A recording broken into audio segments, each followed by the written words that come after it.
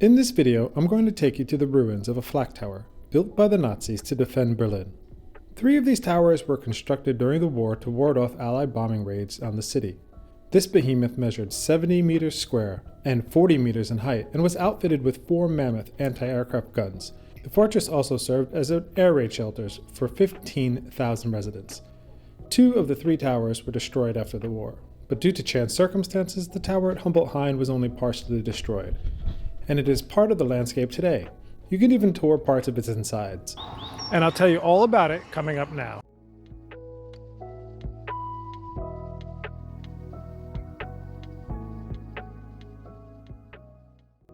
First, a little background.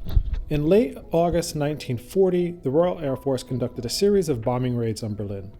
These raids were a retaliation for a German Luftwaffe attack that resulted in bombs falling on London. While the British attacks achieved little in damaging the city's infrastructure, they were successful in piercing the Nazi propaganda that Berlin was off limits to enemy attack. In response, Hitler ordered the construction of 6 above-ground bunker flak towers to be built in central Berlin to deter future raids.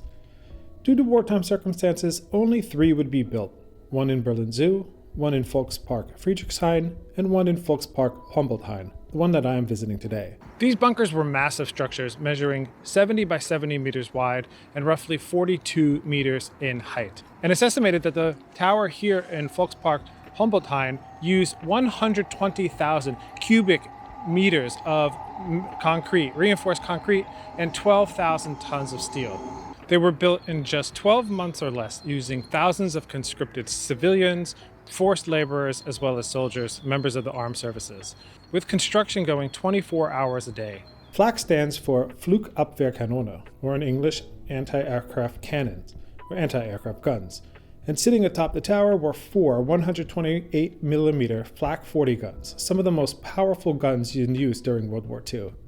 They had an effective altitude range of roughly 10,000 meters, or 35,000 feet, and could effectively fire at targets with distances of up to 14 kilometers away. Additionally, the towers also housed several 37 and 20mm guns to counter low and mid-range enemy fighter planes.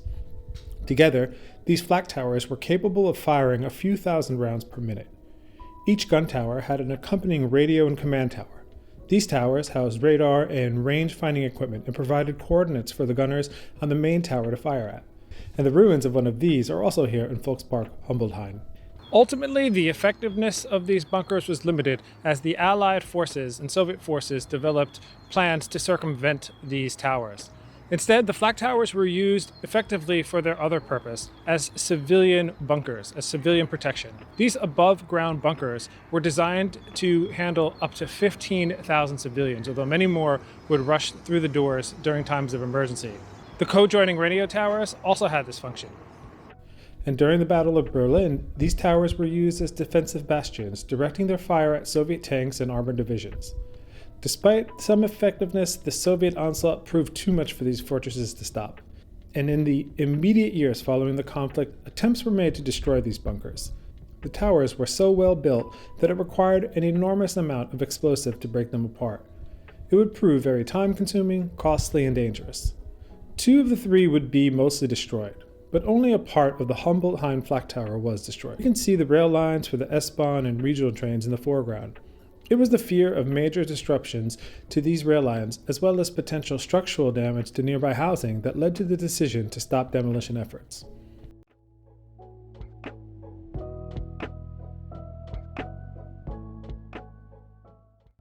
Okay, as I mentioned to you before, you can visit one of them. The flak tower here at Volkspark Humboldthain is conveniently located next to the Gesundbrunnen S-Bahn and U-Bahn stations. And this is how most people will arrive here. The U-Bahn station serves the U8, the U8 line. From the platform, follow the signs directing you to Brunnenstraße, Humboldthain, and the Berliner Unterwelten Museum. Head up the escalators and you'll exit onto Brunnenstraße at the museum's ticket shop. If you arrive by S-Bahn or regional train, take the stairs from the platforms to the concourse and follow the signs for the Berliner Unterwelten. You'll be heading left at the top of the stairs. At the Berlin Unterwelten ticket office, you'll cross Brunnenstraße. Now just follow the blue signs toward the Bunkerturm Humboldthain Flackturm. Follow the path as it wraps around the park's former rose garden. Just after the Rose Garden, there is a split. Take the path to the left and begin your ascent. Now, the hill that you're climbing is not a natural hill. Rather, it's man-made, consisting of the collapsed half of the Flak Tower, as well as rubble collected off of nearby streets at the end of the war. An estimated 1.4 million cubic meters of rubble and debris were piled around this tower, in addition to the structure itself. These are referred to as bunkerbergs, and there's one in Volkspark Friedrichshain as well. Just keep climbing toward the summit. About halfway up, you can opt to take the paved road that zigzags to the top.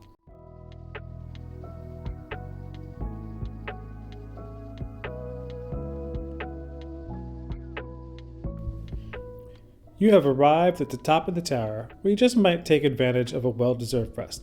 There are plenty of benches. Depending on the time of year, you should be afforded some shade by the sycamore trees that dot the summit. When you're ready, start exploring the 2 remaining gun turrets. Each corner of the Flak Tower had 2 levels. The top level was for the big 128mm guns. These double-mounted guns weighed a whopping 2,600 kilograms. And just imagine a time when no trees were here. The gunners really had an unobstructed 360-degree view. On the concrete block where one of these guns was once mounted, today stands a memorial to German reunification. It was designed by Arnold Schatz and erected in 1967 at a point intended to be visible to East Berliners below. Unfortunately, like much of the monument, it's been decorated by some of Berlin's least talented artists. And now we head down to the lower level. This is where the smaller caliber guns were mounted.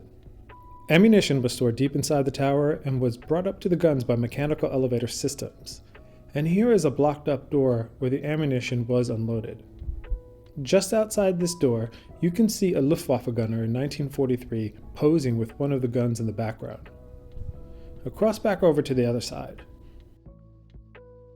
And here is the entrance to the Flackturm, where the guided tours operated by the Berliner Unterwelten organization start from. It's their tour number 2, called From Flak Towers to Mountains of Debris, and it's a must-do if you're interested in World War II Berlin history.